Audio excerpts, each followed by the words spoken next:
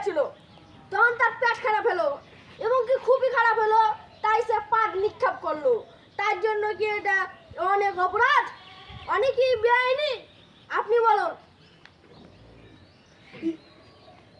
টুং টুং টুং টুং ক্যাডাও, আমার মক্কেলের কোনো দোষ নাই। আমি তাকে কুরআন ছুঁয়ে দিব্যি করে দিতে পারবো। যাও নিয়ে যাও। যাহা বলিব সত্যি বলিব, যাহা বলিব মিথ্যা বলিব, সত্য কথা বলিব, মিথ্যা কথা বলিব না। যাহা বলিব মিথ্যা কথা বলিব, সত্য কথা বলিব না।